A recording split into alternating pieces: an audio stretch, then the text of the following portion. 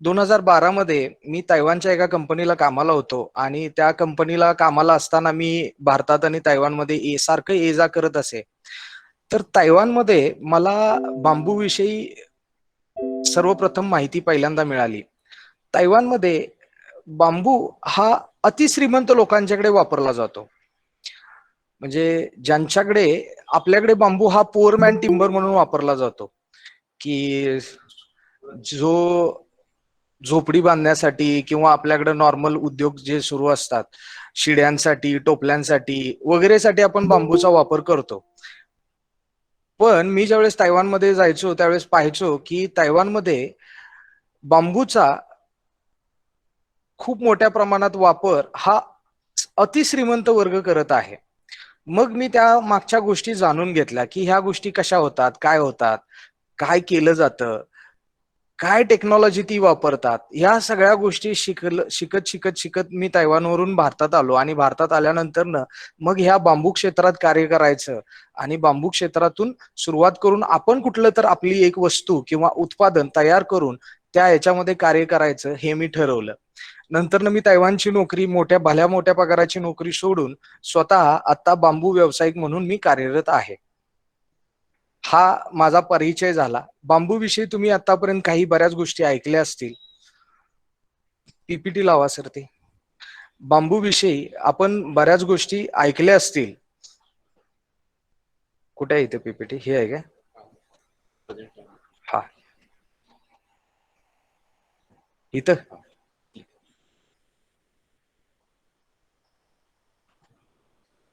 Tab काय entire screen.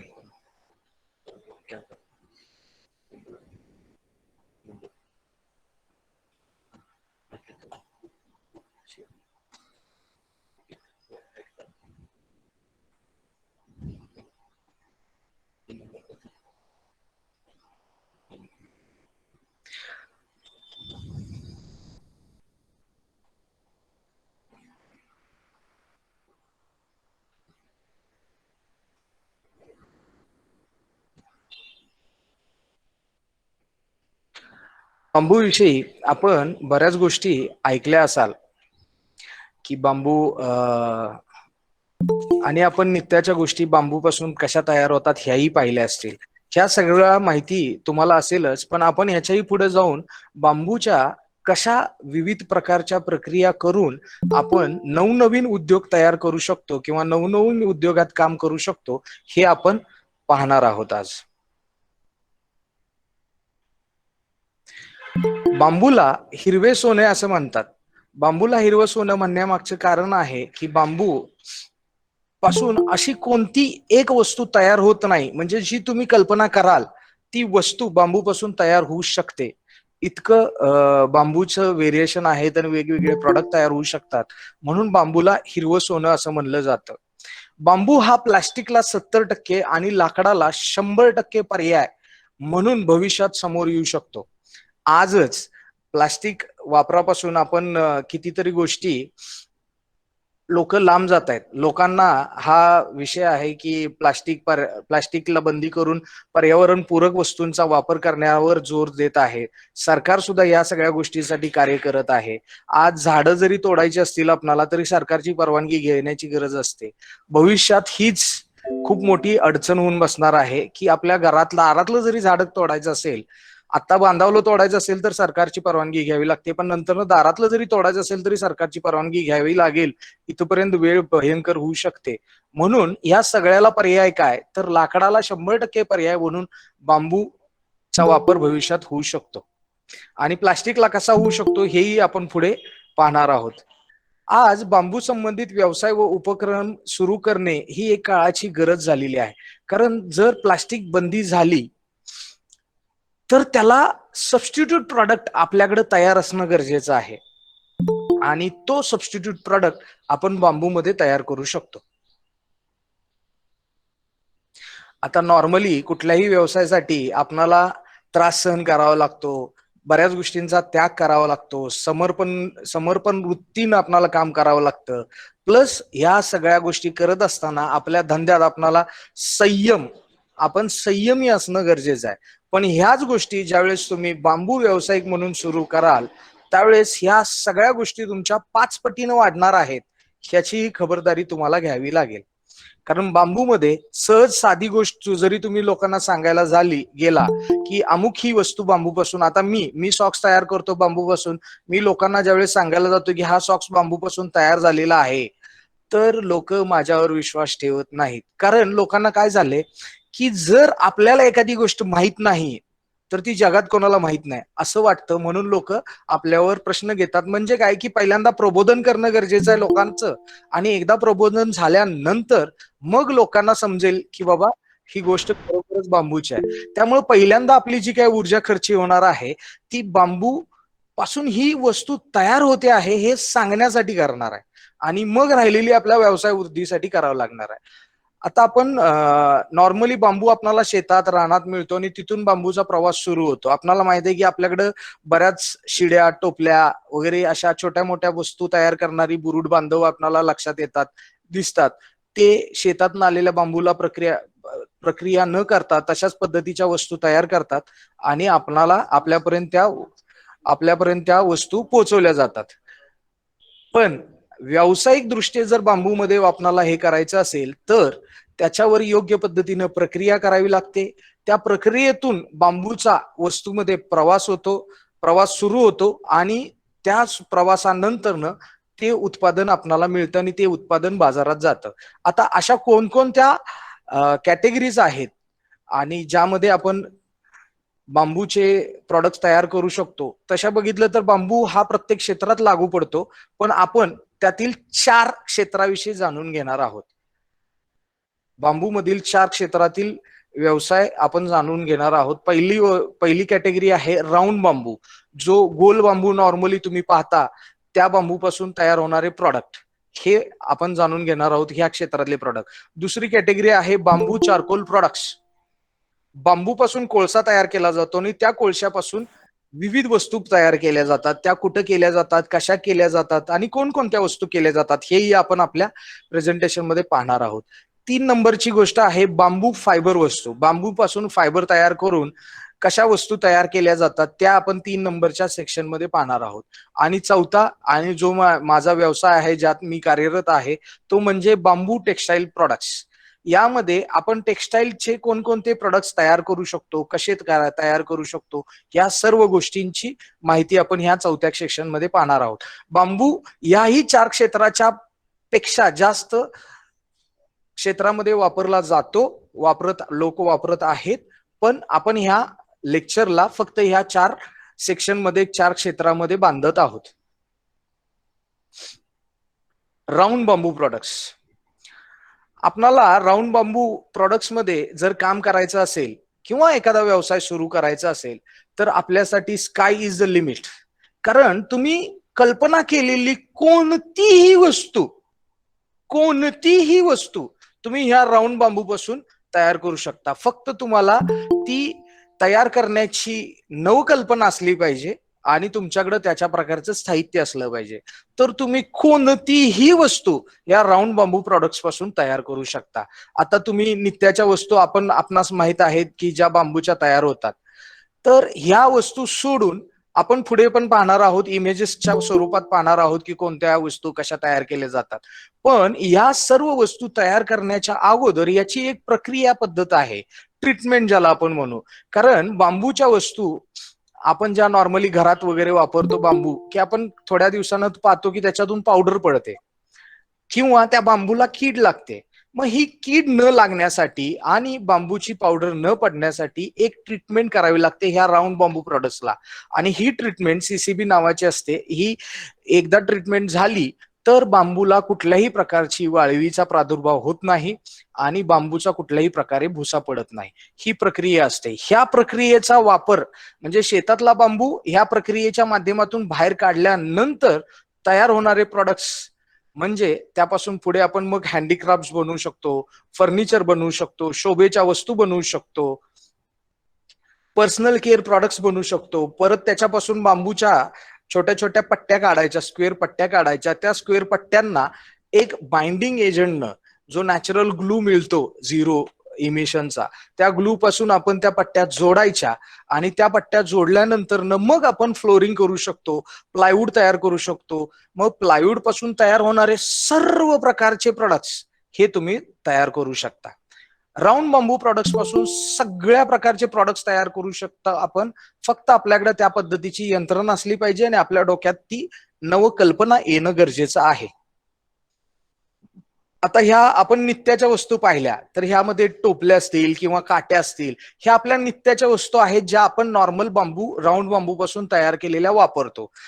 ही बुट्टी dustbin म्हणून वापरली जाते. ही मॉर्निंग स्टिक वॉकिंगला वगैरे लोक वापरतात किंवा काठीचा आधार घेण्यासाठी आपण ह्या पद्धतीच्या काठी वापरू शकतो. पण याच्यापेक्षा पुढे जाऊन बांबू, राऊंड बांबू पासून कशा पद्धतीने क्राफ्ट तयार केले जातात, तर हा जो बाजूला ठेवलेला आहे हा टिश्यू पेपरचा स्टँड आहे. यामध्ये टिश्यू पेपर ठेवले जाऊ शकतात. दुसऱ्या बाजूला आहे तो किचन होल्डर आहे. ह्या टिश्यू पेपर सारखाच मागल्या प्रेझेंटेशन मध्ये तुम्ही पाहिलं असेल की मोबाईल स्टँड सुद्धा ह्याच प्रकारात बनवलं जाऊ शकतं. हा, हे मोबाईल स्टँड आहे. आता हे घड्याळ आहे. या घड्याळामध्ये, घड्याळ हे बांबू मध्ये तयार केलेलं आहे. आकर्षक डिझाईन वाटते, खूप छान वाटते, पण ह्याला तयार करण्याची यंत्रणा आपल्याकडे असणं गरजेचं आहे आणि ते कौशल्य असणं गरजेचं आहे आणि ती कल्पना येणं गरजेचं आहे की मी बांबूच्या होलमध्ये घड्याळ लावून तयार करू शकतो, प्रॉडक्ट तयार करू शकतो.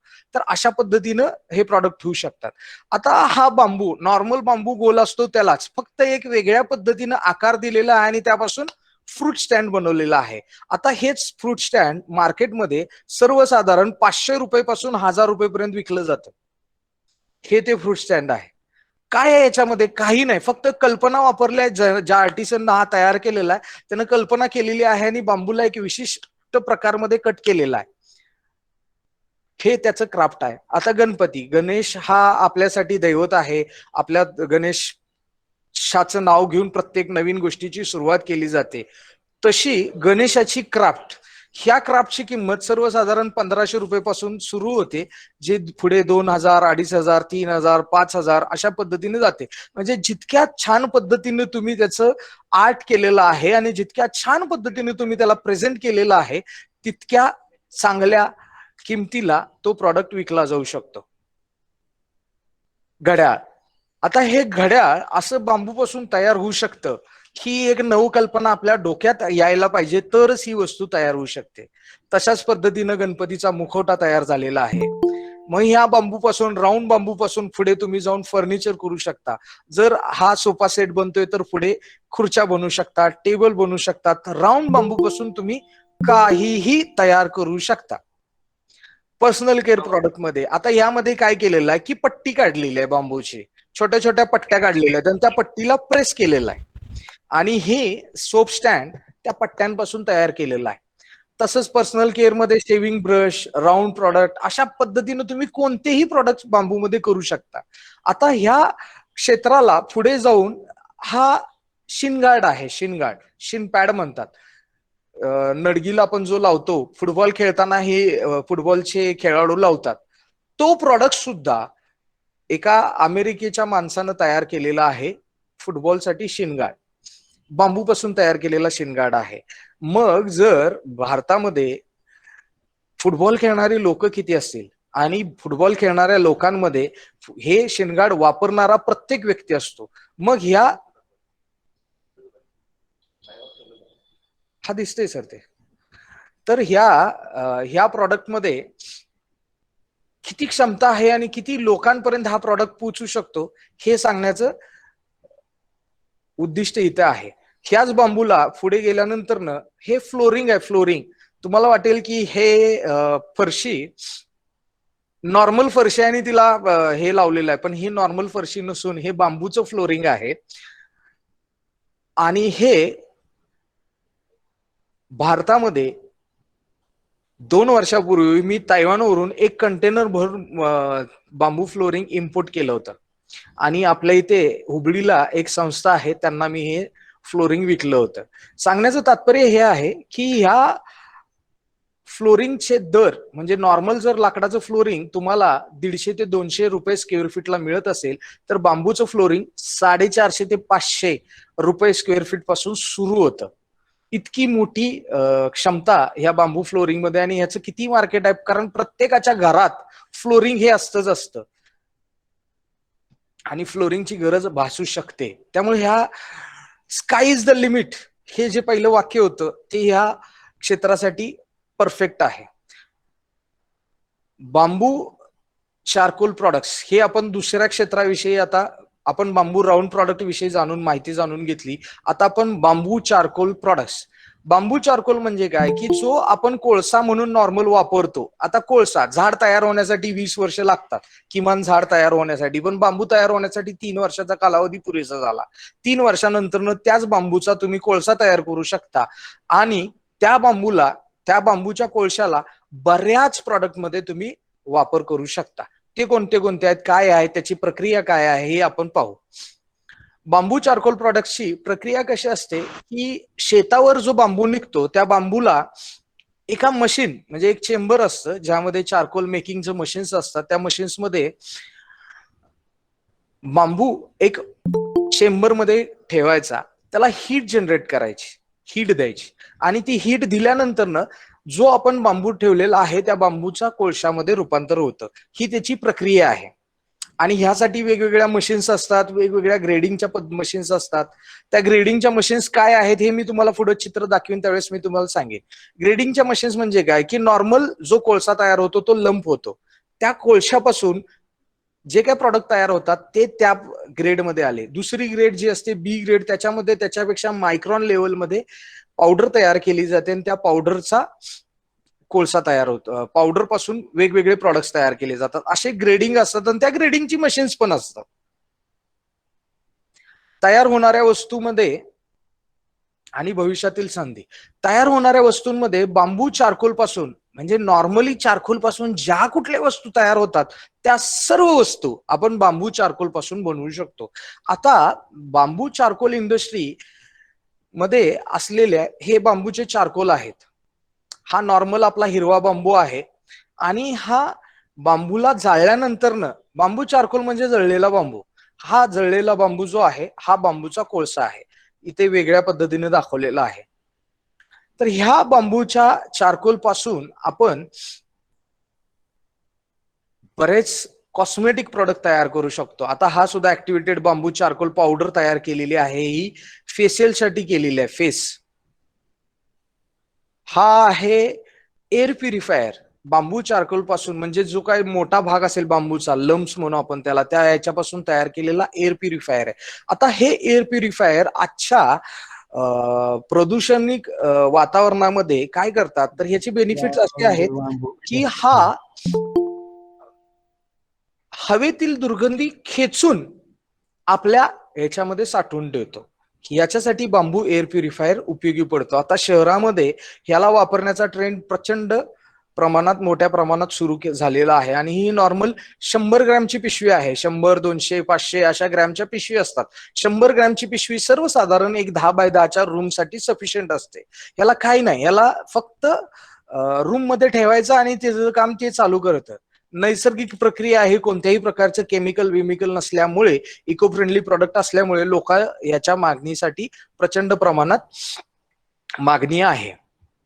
आणि ह्याला ज्यावेळेस रिचार्ज, ह्याची लाईफ सर्वसाधारण 4 वर्षाची असते आणि ह्याला रिचार्ज करायचं असतं त्यावेळेस सरळ ती पिशवी घ्यायची, खिडकीत किंवा उन्हात नेऊन ठेवायची. ती रिचार्ज होते नैसर्गिक पद्धतीने. त्याच्यात जे कुठले पोल्युटंट साठवून ठेवलेले आहेत ते उन्हाच्या ह्याच्यात निघून जातात. परत तुमची पिशवी कार्य करायला सुरू झाली, परत जिथे ठेवली होती तिथे ठेवा. घरात कुठल्याही प्रकारचा दुर्गंध वासापासून वास शोषून घेण्याचा आणि वातावरणातले दूषित कण शोषून घेण्याची क्षमता ह्या बांबू चारकोल एअर प्युरिफायर मध्ये असते. याचे वेगवेगळी ऍक्टिव्हेटेड बांबू चारकोल एअर प्युरिफाईंग बॅग, याचे वेगवेगळे डिझाईन्स वेगवेगळी कंपनी बनवते आणि प्रत्येकाला जशी आवड आहे त्या पद्धतीने हे लोक प्रॉडक्ट खरेदी करतात. कोलगेट कोलगेटनं बांबू चारकोल पासून टूथपेस्ट तयार केलेली आहे. आता आपल्यातली 80% लोक कोलगेट वापरतात, पण कोलगेटनं बांबू चारकोल पासून टूथपेस्ट तयार केलेली आहे आणि ती आपण ही वापरू शकतो. रोज जसे आपण दात घासतो तशासाठी ही टूथपेस्ट वापरू शकतो. सध्या ही टूथपेस्ट फक्त ऑनलाईन कोलगेट विकतं, म्हणजे कोलगेट आता सगळ्या दुकानात जरी मिळत असेल तर ही पेस्ट तुम्हाला सगळ्या दुकानात मिळणार नाही, पण जर तुम्ही अमेझॉन फ्लिपकार्ट वरती गेला तर ही तुम्हाला टूथपेस्ट मिळेल. 200 रुपये तिची किंमत असते. तुम्ही मागून पाहू शकता, वापरून टेस्ट घेऊ शकता. पण प्रचंड प्रमाणात याचं उत्पादन कोलगेटनं सुरू केलेलं आहे आणि मार्केटमध्ये हा प्रॉडक्ट आहे, तर एकदा तुम्ही वापरून पहा. त्याचप्रमाणे बांबू म्हणजे जसा चारकोल हा प्रॉडक्ट कॉस्मेटिक्स आणि स्किन केअर साठी उपयुक्त आहे, त्याच स्किन केअर आणि कॉस्मेटिक प्रोडक्ट साठी बांबू चारकोल सुद्धा उपयुक्त आहे. आता नॉर्मल चारकोलची जी पोरॅसिटी असते त्याच्या 10 पट अधिक बांबू चारकोलची पोरॅसिटी असते. म्हणजे काय की नॉर्मल चारकोल जर सपोज 10 कण शोषून घेत असेल तर बांबू चारकोल हा 100 कण शोषून घेतो. म्हणजे थोडक्यात सांगायचं झालं तर त्यामुळं बांबू चारकोलची मागणी मार्केटमध्ये वाढत आहे आणि भविष्यात ही वाढतच राहणार आहे. हे फेशियल किट महिलांसाठी स्पेशली तयार केलेलं आहे आणि सर्व स्किन टाईपसाठी हे वापरलं जातं. प्लस टूथ पावडर म्हणजे जशी टूथपेस्ट तयार केलेली आहे तशीच ऍक्टिव्हेटेड चारकोल पावडर आहे जी डिटॉक्सिफाय करते आपल्या बॉडीला. यासाठी ती चारकोल पावडर वापरली जाते. बांबू चारकोल सोप वापरला जातो, जो आपण टॉयलेट सोप वापरतो तो. शॉवर जेल केलेली आहे, बांबू पासून तयार झालेली आहे. आता ही कंपनी फॉरेनची आहे, भारतात अजून हे प्रॉडक्ट सुरू झालेले आहेत. आमची ही कंपनी गेले 1 वर्ष झाले यामध्ये सगळी रिसर्च करत आहे आणि आम्ही यामध्ये प्रॉडक्ट तयार करत आहोत. आमचे प्रॉडक्ट सर्वसाधारण ऑक्टोबर 2021 मध्ये मार्केटमध्ये येतील. बांबू चारकोलशी रिलेटेड आम्ही टूथपेस्ट तयार केलेला आहे, फेस मास्क तयार केलेला आहे, फेस वॉश तयार केलेला आहे, सोप तयार केलेला आहे आणि शॉवर जेल तयार केलेले आहे. ह्या प्रकारचं बांबू फेस मास्क तयार होतं. ह्या बांबू फेस मास्कचा महिलांसाठी आणि पुरुषांसाठी दोघांसाठी उपयुक्त होतं. ह्यामुळे काय होतं की चेहऱ्यावरची आपण गाडी चालवत असतो किंवा पर्यावरण दूषित असतं आपलं आणि ह्या सगळ्यात आपल्या चेहऱ्यावर जी काय पोल्युटंटचे कण येऊन बसलेले असतात हे शोषून घेण्याचं काम हे चारकोल करतं. नॉर्मल चारकोल जर हे 1% घेत असेल तर बांबू चारकोल हे त्याच्या 10 पट जास्त शोषून घेण्याची क्षमता बांबू चारकोल मध्ये आहे. असं फेस मास्क भविष्यात याला प्रचंड प्रमाणात मागणी आहे, कारण ह्या प्रत्येक महिला अशा प्रकारची ट्रीटमेंट घरच्या घरी करत असते आणि हे याचंही मार्केट प्रचंड मोठं आहे. म्हणजे हे जे काय सगळे आता आपण बांबू चारकोलचे प्रॉडक्ट पाहिले हे नॉर्मली विकले जाणारे खपले जाणारे प्रॉडक्ट आहेत आणि याला प्रचंड प्रमाणात मागणी आहे आणि हीच मागणी भविष्यात वाढणार आहे. आता अडचण आहे की ह्या प्रॉडक्ट्सना तयार करण्यासाठी लागणारं रॉ मटेरियल आपल्याकडे शॉर्ट पडते. अशा पद्धतीनं आता आपली इंडस्ट्री आहे. त्यामुळे ह्या क्षेत्रामध्ये जास्तीत जास्त प्रमाणात प्रमोशन झालं पाहिजे, लागवड झाली पाहिजे आणि त्या लागवडीतून हे रॉ मटेरियल आपल्याला आपल्या इथे उपलब्ध होऊन आपण सगळ्या पुढच्या प्रॉडक्ट सुरू मॅन्युफॅक्चरिंग करू शकतो. आपली तिसरी प्रॉडक्ट रेंज आहे ती म्हणजे बांबू फायबर प्रोडक्ट्स. बांबू फायबर प्रोडक्ट्स म्हणजे काय की नॉर्मली बांबूपासून बांबूच्या फायबर पासून आपण कुठले कुठले प्रॉडक्ट तयार करू शकतो हे मी सांगणार आहे. आपण मगाशी बघितलं होतं, पहिल्या स्लाइड मध्ये बघितलं की बांबू हा 70% प्लास्टिकला पर्याय आहे असं मी तुम्हाला सांगितलं. ज्या अर्थी मी असं सांगतोय त्या अर्थी बांबू गहू, बटाटा, स्टार्च आणि काही फूड ग्रेडेड बाइंडिंग एजंट यापासून एक मटेरियल तयार केलं जातं आणि त्या मटेरियल पासून जसे प्लास्टिकचे ग्रॅन्युल्स बनवले जातात आणि प्लास्टिकच्या मोल्डिंग मशीन मध्ये टाकले जातात तसे ग्रॅन्युल्स बांबूपासून ही बनवले जातात. हे ते ग्रॅन्युल्स. ह्या ग्रॅन्युल्स मध्ये बांबू, गव्हाचा भुसा, बटाट्याचा स्टार्च आणि फूड ग्रेडेड बाइंडिंग एजंट हे याची प्रक्रिया करून ग्रॅन्युल्स तयार केले जातात आणि हे ग्रॅन्युल्स तयार झालेले ग्रॅन्युल्स आपण मशीन्स मध्ये टाकून जे काय तुम्ही प्लास्टिक मोल्डिंग मशीन पासून तयार करू शकता hard plastic product like he एक वाटी आहे. अशा पद्धतीची जी काय वाटी आहे ही बांबूची वाटी आहे, ही प्लास्टिकची वाटी नाही आहे. अशी वाटी, ही प्लेट, ही बांबू फायबर प्रॉडक्ट्स पासून आपण तयार केलेली आहे.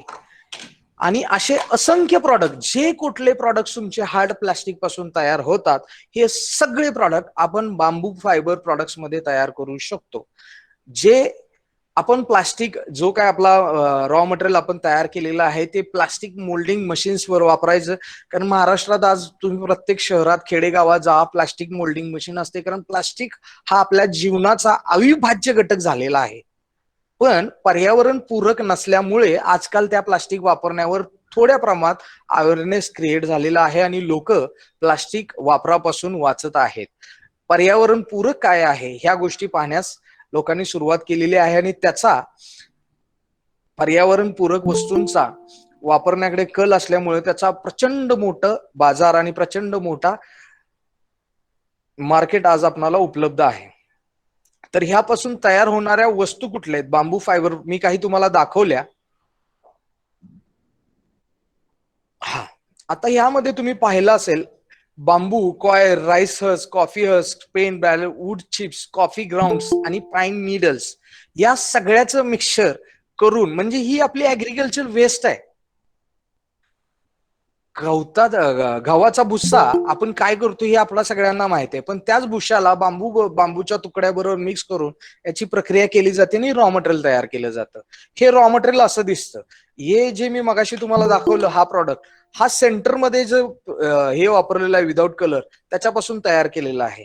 यालाच एक वेगवेगळ्या नैसर्गिक रंगांच्या ग्रेड वापरल्या की हे वेगवेगळे प्रॉडक्ट तयार होतात. आता हा गुलाबी, या गुलाबी पासून हा गुलाबी प्रॉडक्ट तयार झालेला आहे बघा. अशा वेगवेगळ्या रंगांमध्ये आपण बांबू फायबरच्या वस्तू तयार करू शकतो.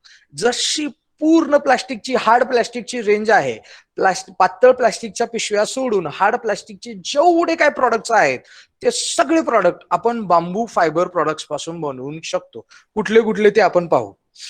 हा, ही प्लास्टिक मोल्डिंग मशीन जी नॉर्मली तुम्ही पाहता तुमच्या गल्ली बोळात, शहरात कुठे जिथे तुम्ही पाहिली असेल ती, या हॉपर मधून जसं तुम्ही प्लास्टिक ग्रॅन्युल्स टाकतात त्याच्याऐवजी फक्त हे बांबूचे ग्रॅन्युल्स टाकायचे, बांबू फायबर पासून तयार झालेले ग्रॅन्युल्स इथून पोर करायचे आणि बाकी सगळी सिस्टीम प्लास्टिक सारखेच आहे, फक्त काही सेटिंग्स बदलावे लागतात.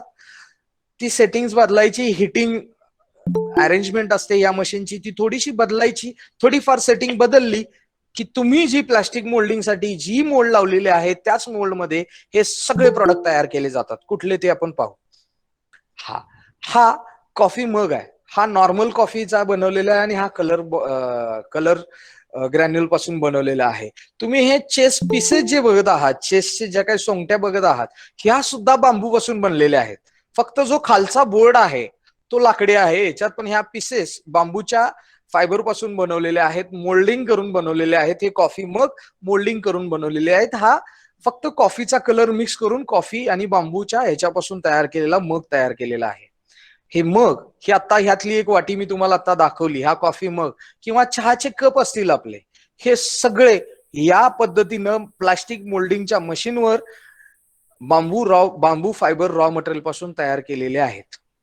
प्लेट्स असतील आपल्या जेवणाच्या प्लेट्स वेगवेगळ्या आकारमध्ये, म्हणजे काय की फक्त तुम्ही मोल्ड बदलायची, बाकी सगळी सिस्टीम तीच आहे, बाकी सगळ्या प्रक्रिया मशीन्स वगैरे सगळं सेम आहे.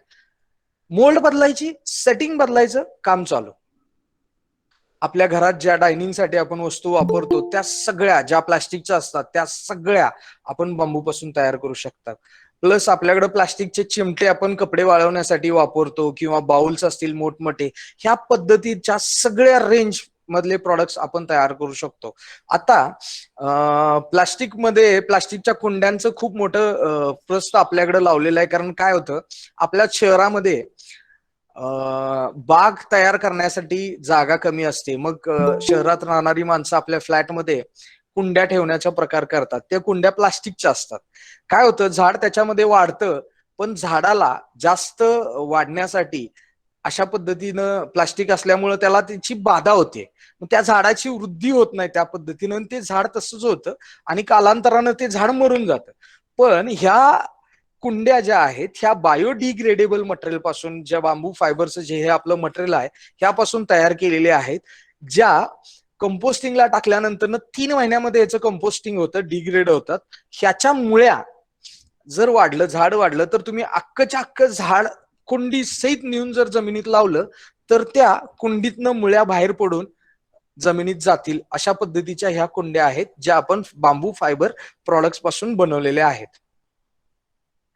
या बांबू प्रॉडक्टसाठी भविष्यामध्ये संधी अशीच आहे की प्लास्टिकला 70% आपण रिप्लेस करू शकू आणि हार्ड प्लास्टिकला 100% ह्या बांबूच्या प्रोडक्ट्सनं रिप्लेस करू शकतो. मार्केटमध्ये संधी म्हणजे काय की आता जिथं जिथं प्लास्टिक प्रोडक्ट्स आपण वापरत आहोत त्या सगळ्या वस्तू आपण याच्या पद्धतीनं बदल तयार करून वापरू शकतो. थोडीफार किंमत आता जास्त जाते, पण ती थोडीफार आहे. मॅन्युफॅक्चरिंगची कॅपॅसिटी वाढली, मास क्वांटिटी वाढवली तर किंमत ऑटोमॅटिक कमी येते आणि ती प्लास्टिकच्या थोडीफार जवळपास जाऊ शकते. आपली चौथी कॅटेगरी आहे आणि चौथी आणि फायनल कॅटेगरी आहे ती म्हणजे बांबू टेक्सटाईल प्रॉडक्ट. आमची कंपनी ह्यामध्ये आता सध्या काम करत आहे, मी स्वतः ह्यामध्ये काम करत आहे. मी या बांबू टेक्सटाईल प्रॉडक्टसाठी जवळपास 3 वर्षाचा रिसर्च करून मी प्रॉडक्ट तयार केलेला आहे. फेब्रुवारी 2020 मध्ये पुण्याला आपण हे प्रोडक्ट लॉन्च केले आणि आम्हाला त्या पुण्याच्या बांबू एक्सपो मध्ये प्रचंड प्रमाणात प्रतिसाद मिळाला बांबू टेक्सटाईल प्रोडक्ट्सला. बांबू फायबर प्रोडक्ट हे बनवले कसे जातात? आता नॉर्मल जो बांबू असतो तो बांबू तुम्ही पाहिला असेल, त्या बांबूचे छोटे छोटे छोटे तुकडे केले जातात. ते तुकडे एका टँक मध्ये क्रश करून त्याच्यावर प्रक्रिया केली जाते आणि ती प्रक्रिया करून त्यापासून एक धागा तयार केला जातो. तो धागा मी तुम्हाला दाखवण्यासाठी आणलेला आहे. तो धागा असा असतो आणि ह्या धाग्याची एक गुंडी केली जाते. ही गुंडी केली जाते आणि ही अशा पद्धतीची गुंडी झाली की मग तुम्ही कुठल्याही प्रकारचे कापडाचे विणकाम करू शकता. एकदा धागा तयार झाला की तुम्ही कोणतेही करू शकता. आता ही तुम्ही पाहिली ही नॉर्मल रॉ पद्धतीनं बांबूच्या यान, त्याला आपण बांबू यान म्हणतो, बांबूची गुंडी तयार झालेली आहे, बांबूची यान प्रक्रिया करून तयार केलेली आहे. हेच यान आपण वेगवेगळ्या रंगामध्ये उपलब्ध करू शकतो. आता हा रंग खाकी आहे, हा रंग निळा आहे.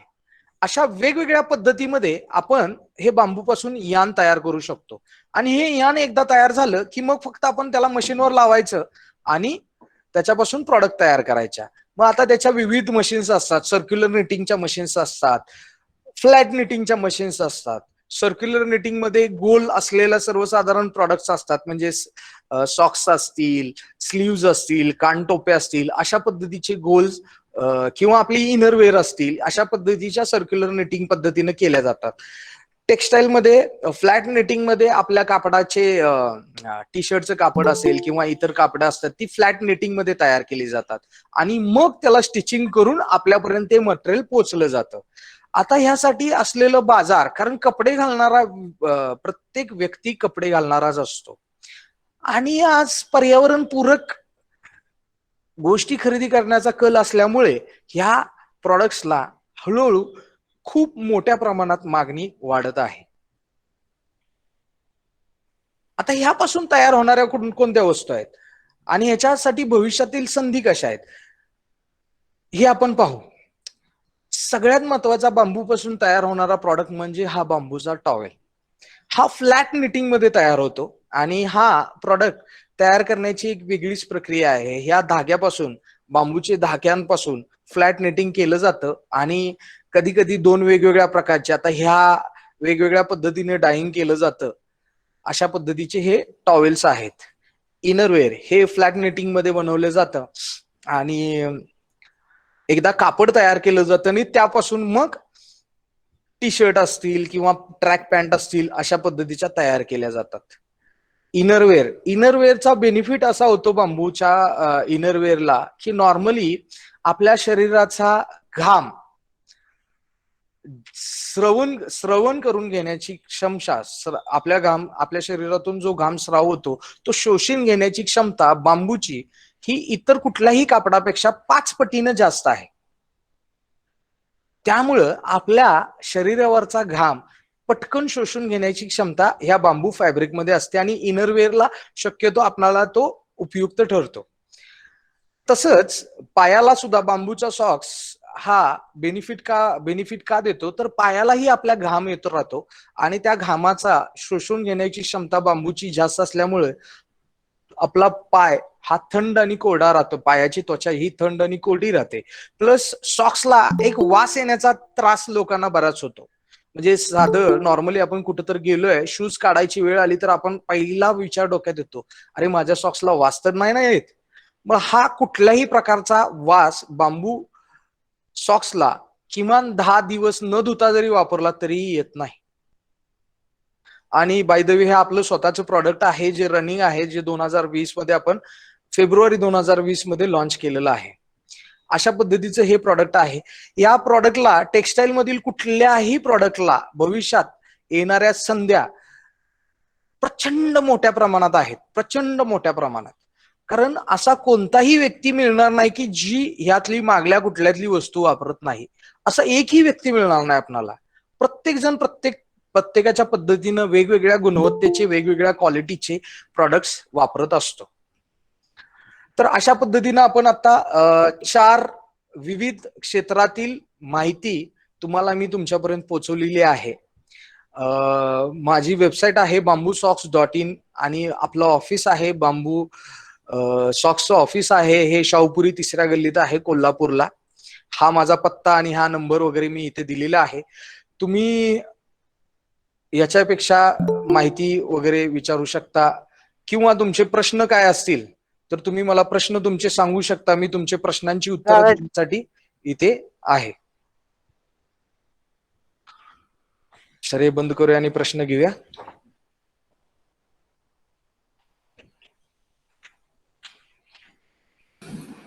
नमस्कार. बांबू फायबर ज्यावेळेस बनवायचं आहे तेव्हा रॉ मटेरियलची कॉस्ट काय एक्सपेक्टेड आहे, म्हणजे शेतकऱ्याकडून आपण किती दरामध्ये बांबू फायबर साठी बांबू खरेदी करू शकतो?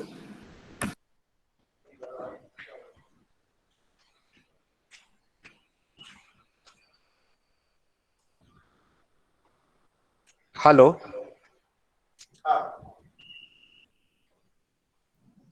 सर तुम्ही तुमची ती स्लाइड दाखवून ठेवाल का, ती तुम्ही फायबर प्रोडक्ट साठी बांबू प्लस कॉयर प्लस राईस ची सांगितली होती, ती स्लाइड पुन्हा दाखवाल का जरा? नक्की नक्की नक्की सर, नक्की.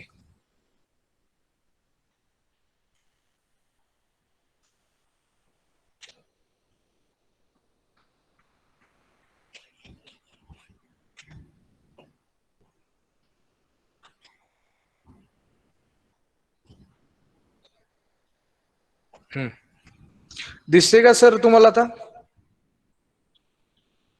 नाही दिसत आहे सर. हा, एकच सेकंड.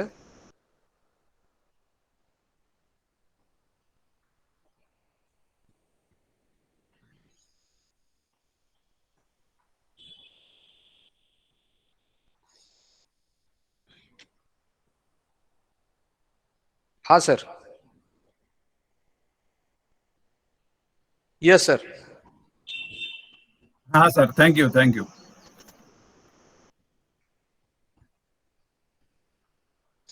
आपला प्रश्न कळेल का सर मला याच्यावरचा?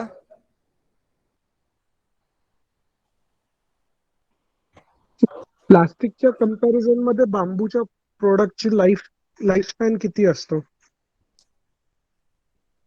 बांबू कोणत्या क्षेत्रातल्या प्रॉडक्ट साठी म्हणताय सर आपण?